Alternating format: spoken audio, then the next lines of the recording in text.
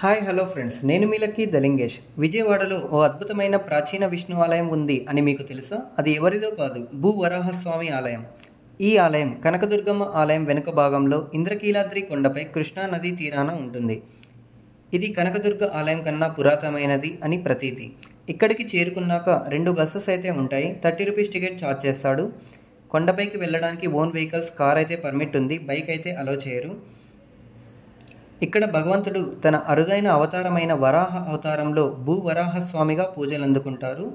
హిరణ్యాక్ష అనే రాక్షసుని చేత భూమి నీటిలో మునిగిపోతే భూదేవిని రక్షించడానికి విష్ణువు వరాహ రూపం ధరించి భూమిని పైకి లేపడంతో ఇది సంభవించిన స్థలం. ఈ ఆలయంలో పూజలు చేయడం వల్ల భూదోషాలు పోతాయి, భూమికి సంబంధించిన సమస్యలు నివృత్తి అవుతాయి.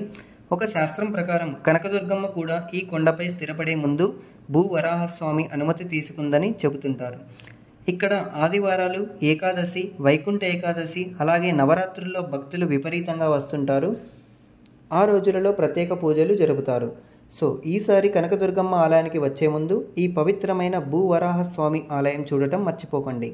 ఇలాంటి ఆధ్యాత్మిక విషయాల కోసం, అలాగే నేచర్కి సంబంధించిన ట్రిప్స్ కోసం మా ఛానల్లో క్లుప్తంగా చెప్పబడతాయి. ఇలాంటి వీడియోస్ పెట్టగానే మీ వరకు రావాలి అనుకుంటే మా ఛానల్ను సబ్స్క్రైబ్ చేసుకొని పక్కనే కనబడే గంట బెల్ను కొట్టేసేయండి. Thank you, bye.